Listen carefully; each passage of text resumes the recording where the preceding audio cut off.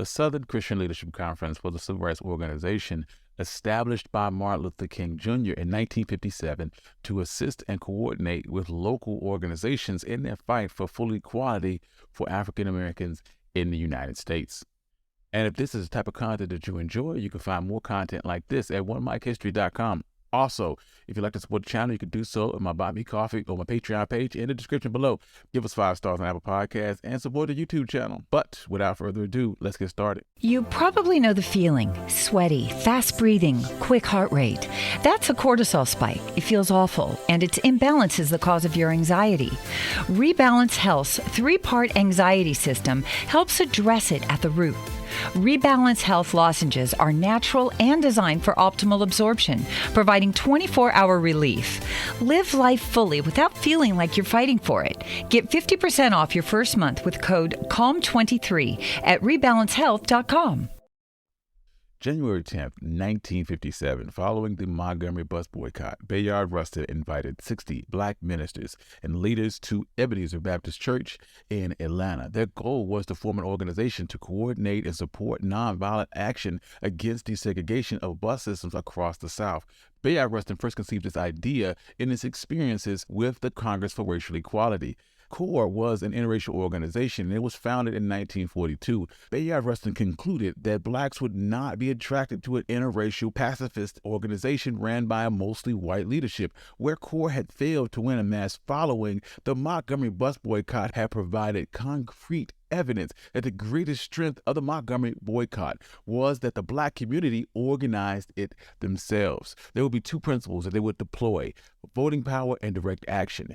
There would be an extensive effort to increase the Black voter registration across the South. However, until African Americans could vote in a large scale, they conceded that direct action would be their primary political weapon. Rustin states that the Montgomery bus boycott showed that the center of gravity had shifted from the courts to community action, and that leaders should realize that people, not simply lawyers, could win their own freedom. So initially, Rustin sought C.K. Steele, a preacher and a civil rights activist and the main organizer of the 1956 Tallahassee bus boycott, to take a central role in the new organization, but Steele would decline. He told Rustin that he would be happy, though, to join a new organization if he sought out Martin Luther King for that role. So King, Rustin, Ella Baker, Steele were joined by Fred Shuttlesworth, Joseph Lowry, and Ralph Abernathy. The new organization would continue their meeting until January 11th, where they called themselves the Southern Negro Leaders Conference on Transportation and Nonviolent Integration. Although the title encompassed transportation, Rustin's agenda was to sweep wide. True bus integration across the South was their initial focus, but one principal lesson that was stressed is that bus companies were not willing to lose money in support of segregation. February 15th, a follow-up meeting happened in New Orleans, and the new organization elected Martin Luther King as their president. Then they changed the names used from the initial meetings to the Negro Leaders Conference for Nonviolent Integration, and then Southern Negro Leadership Conference. It wasn't until the 3rd meeting in August of 1957 that the group settled on Southern Christian Leadership Conference. The decision to include Christian in their name was not taken lightly. The SELC founders were ministers, and the manifesto stressed the fact that the new organization was guided by Christian principles. This name also expanded on their focus beyond busing to end all forms of segregation. And with that, they formed a small office established in the Prince Hall Masonic Temple building in Atlanta, and Ella Baker, for a long time, was their first and only staff member. The SELC created an election board and established an organization of local affiliate organizations. Most of them were either churches or community organizations like the Montgomery Improvement Association or the Alabama Christian Movement for Human Rights. This organizational structure was a bit different from the NAACP or even the Congress for Racial Equality, because the SELC had confined themselves primarily to the South, and they didn't accept individual memberships. Because of this, the SELC did not enjoy the steady stream of income from subscriptions like an organization like the NAACP did.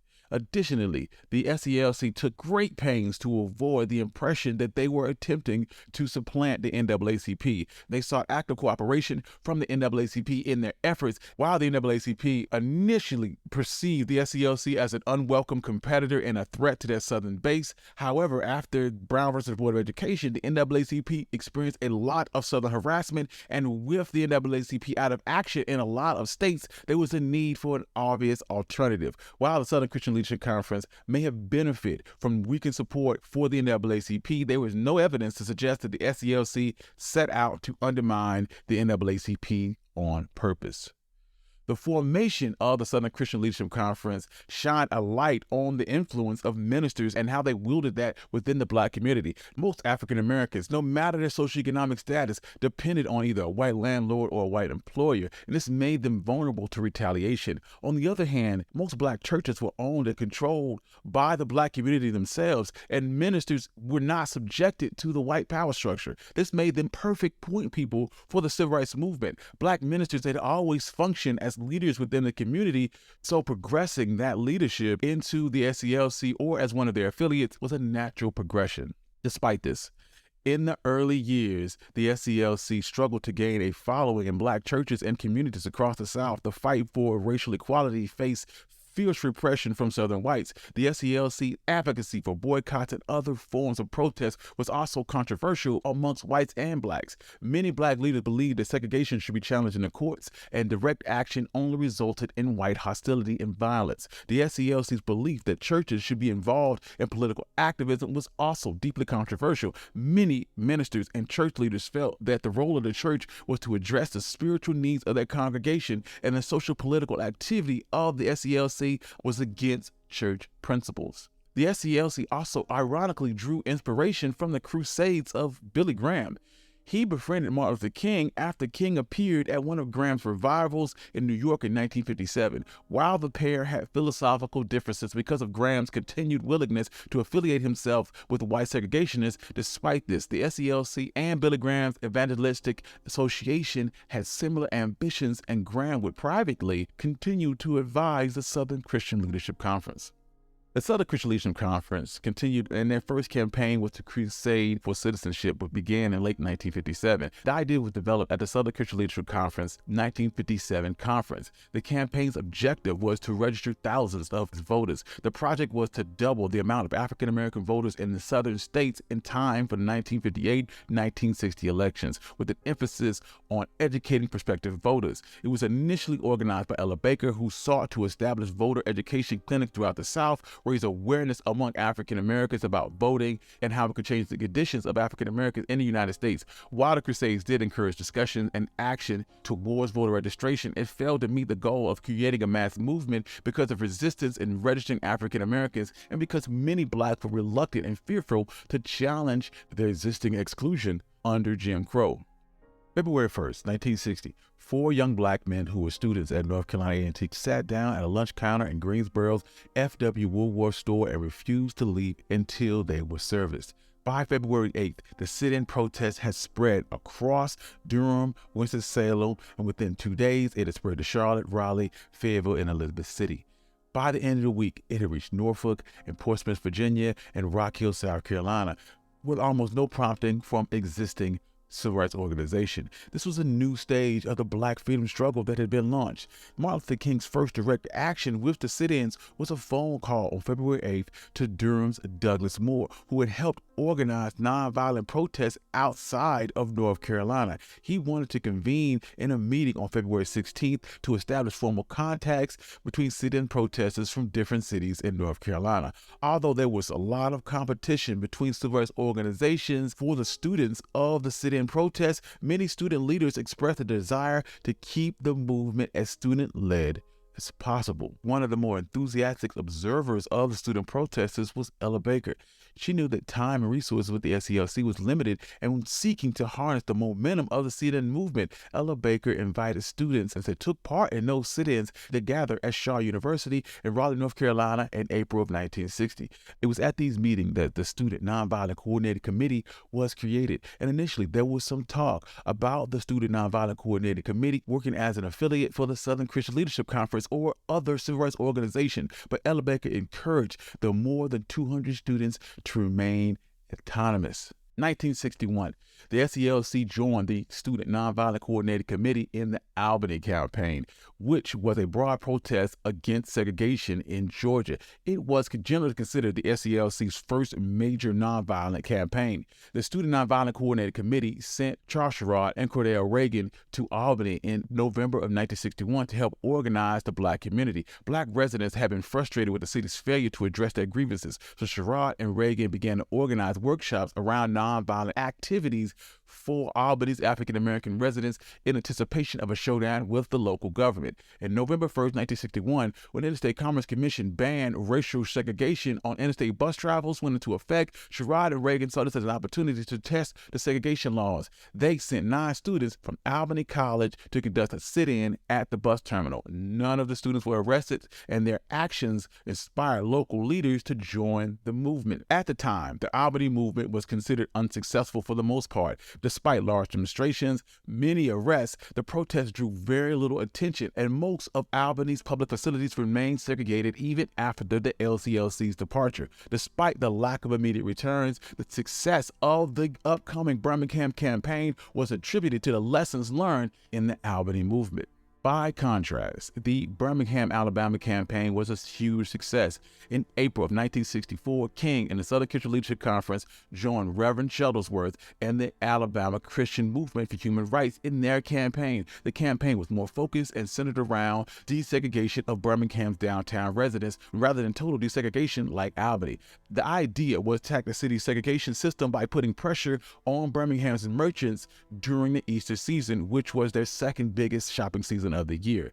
April 3rd, 1963, the campaign launched mass meetings, sit-ins, and march on City Hall, and the boycott of downtown merchants. King spoke to the Black residents about nonviolence and their methods and appealed for volunteers. When Birmingham residents responded enthusiastically, the campaign's action expanded to kneel-ins at churches and sit-ins in libraries and a march on the county's courthouse to register voters.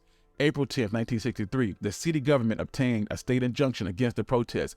After debate, campaign leaders decided to disobey the court order. On April 12, 1963, King was arrested after violating the anti-protest injunction and was placed in solitary confinement. During this time, he wrote his famous letter from Birmingham jail in the margins of the Birmingham News. He would be released on bail April 20, 1963.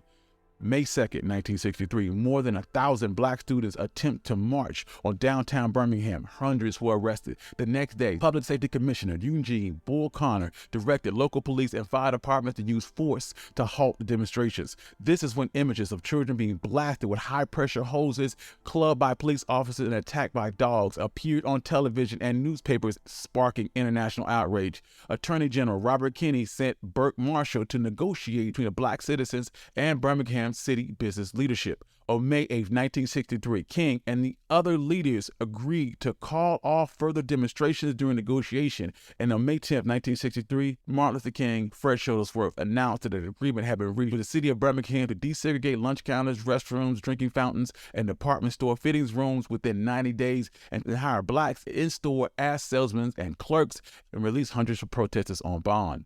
After the Birmingham campaign, the SCLC called for massive protests to push for a new civil rights legislation that would outlaw segregation nationwide. At the same time, Philip A. Randolph, Bayard Rustin had issued a similar call for a march on Washington for jobs. May 2nd, 1963, King, Randolph, Rustin met with James Farmer from CORE, John Lewis from the SNCC, Roy Wilkins from the NAACP, and Whitney Young from the Urban League to plan a united march. There were many competing ideas. Randolph and the Negro American Labor Council wanted to highlight the disproportionate poverty in Black America, while the more militant wing of the movement, led by the Student Nonviolent Coordinating Committee and the Congress for Racial Equality, were disappointed with what they saw as Kennedy's lackluster support for the civil rights legislation and saw it as an opportunity to put pressure on the administration. Kennedy himself feared that a mass demonstration would hurt the chances of getting a civil rights bill passed and put pressure on the NAACP Executive Secretary, Roy Wilkins, and the National Urban League Chief, Whitney Young, to limit the march's objectives to support for a civil rights bill in Congress and nothing else. In the months leading up to the march, King, Wilkins, Young did everything they could to ensure that the speeches at the march would be more temperate in tone and moderate in their calls. In the push to make the march more respectable rather than offensive to the administration and white America, John Lewis of the SNCC was forced to rewrite his original speech, which called Kennedy's administration's agenda on civil rights too little, too late. Despite this, on August 28, 1963, the March on Washington for Jobs and Freedom was a tremendous success. Over 250,000 people participated in the March Without Violence, and the protest culminated in a rally on the Lincoln Memorial where Martin Luther King would give his famous "I Have a Dream" speech, which articulated the hopes and dreams of the civil rights movement. Following the March on Washington, the SCLC participated in the St. Augustine movement, which was a series of civil rights protests that occurred at St. Augustine between 1963 and 1964. The St. Augustine branch of the NAACP was outraged that the city was using tax dollars to rigidly maintain segregated facilities and still discriminating against its black employees. Then civil rights protests were organized by Dr. Robert Hageling. Black citizens even attempted to try to enlist the help of then Vice President Lyndon B. Johnson when he toured St. Augustine. However, federal officials didn't respond favorably. By mid-June, the St. Augustine Record revealed black protesters' efforts to block federal funding for the city of St. Augustine. The protesters were then met with arrests and Ku Klux Klan violence. A local SCLC affiliate appealed to King for assistance in the spring of 1964. The SCLC sent staff to help organize and lead demonstrations and mobilize support for the St. Augustine movement. Hundreds were arrested at sit-ins, marches that opposed segregation, and many jails were filled with overflowing prisoners being led to outdoor stockades. June 11, 1964, Dr. King had come to St. Augustine in support of the protests. He would be arrested at the white-only Monsoon Motor Lodge and restaurant, which had become a central focus for the demonstrators. While in jail, King wrote from the St. Augustine jail to his friend Rabbi Israel Dresner in New Jersey, urging him to recruit rabbis to come to St. Augustine to participate in the movement. June 18, 1964, 17 rabbis were arrested at the Monsoon Motor Lodge, and the rabbis wrote their own manifesto called What We Want. Also on June 18, 1964, black and white protesters would jump in the Monsoon Motor Lodge pool. In response, hotel manager James Brock would pour acid into the pool to attempt to burn the protesters. Police would then arrest the protesters as they poured out of the pool. June 11, 1964, Florida Governor C. Ferris Bryant announced a biracial committee to restore interracial communication in St. Augustine. TV and newspaper reports of the struggle in St. Augustine helped build support for the Civil Rights Act of 1964. July 1st, 1964, President Lyndon B. Johnson signed the Civil Rights Act of 1964 into law, which prohibited racial segregation in public accommodations like the Monsoon Motor Lodge. Following the Civil Rights Act of 1964, the Southern Christian Leadership Conference hoped to build momentum to win federal protection for a voting rights statute. Between 1961 and 1964, the Student Nonviolent Coordinating Committee had been leading voter registration drives in Selma, Alabama, a town with a consistent record of resistance against voting. After the SCLC had faced stiff resistance from the county law enforcement officials, Martin Luther King and the Southern Christian Leadership Conference had persuaded local activists to come to Selma to make black voting a national concern. January and February of 1965, the SCLC led a series of demonstrations on Dallas County, Alabama courthouse. February 18, 1965, Jimmy Lee Jackson was shot by an Alabama state trooper and died later in the hospital. In response, a protest from Selma to Montgomery was scheduled on March 7th. 600 marchers assembled in Selma for a march was led by the Student Nonviolent Coordinating Committee and the Southern Christian Leadership Conference. As they attempted to cross the Edmund Preachers Bridge, they found their way blocked by Alabama state troopers and local police, ordering them to turn around. When the protesters refused, the officers shot tear gas and waded through the crowd, beating the nonviolent protesters with billy clubs and hospitalizing 50 people.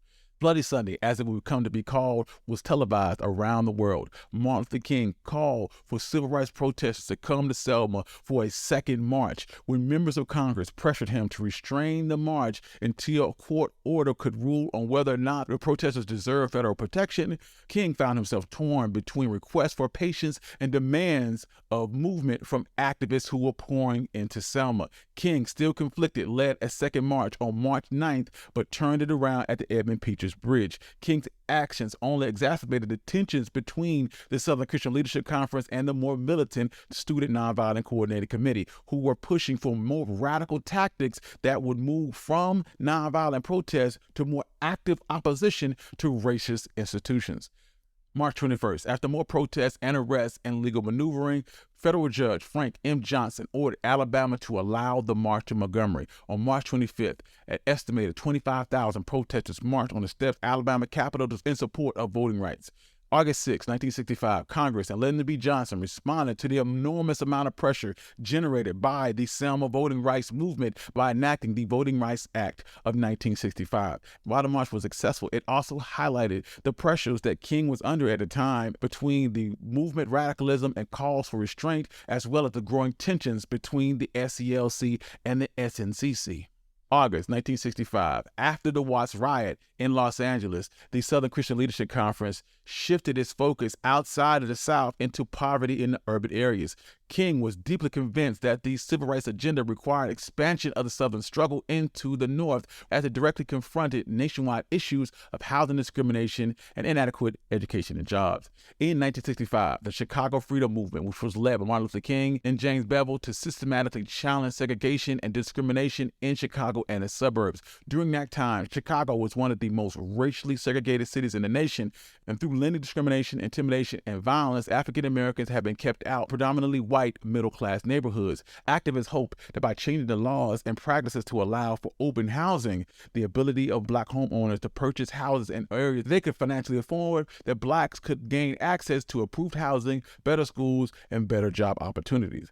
By August 1966, Chicago Mayor Richard Digley sought ways to end the demonstrations. He started negotiating with King, and an agreement was announced on August 26, 1966, in which Chicago Housing Authority promised to build public housing in predominantly white areas, and the Mortgage and Bankers Association would make mortgages available regardless of race or neighborhood. But many viewed the campaign as a failure because of the SNLC's lack of a base outside of the South, making it difficult to shift operations into northern areas.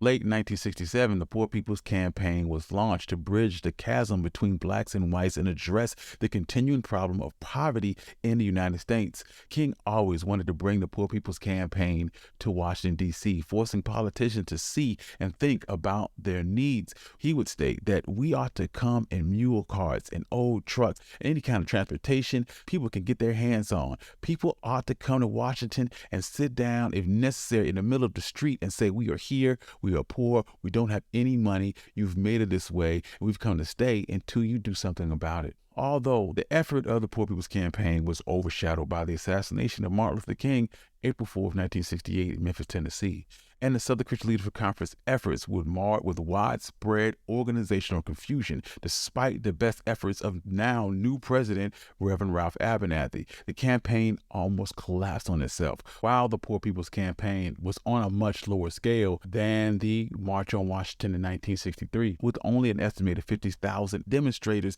and fell way short of its goal of significant anti-poverty legislation, it did, however, mark a change in the civil rights movement for advocating for a platform of only racial equality, but one of incorporating interracial, class issues, and economic goals. The organization's resources and staff shrank tremendously following the years after Martin Luther King's death. Internal tensions surrounding King's designated successor, Reverend Ralph Abernathy, as well as wider changes in the civil rights movement.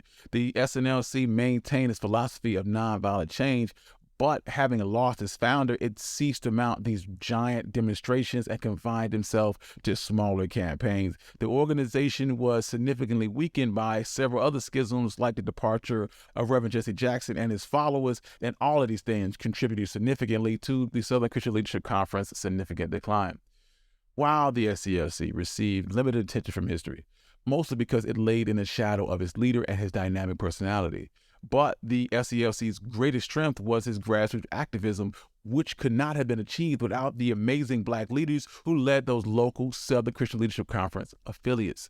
Today, although not as influential as it was during Martin Luther King's leadership, it's still active and headquartered in Atlanta, and the SCLC is a national organization with chapters and affiliates throughout the United States. It continues its commitment to nonviolent action to achieve social, economic, and political justice, and focuses on racial profiling, police brutality, hate crimes, and discrimination.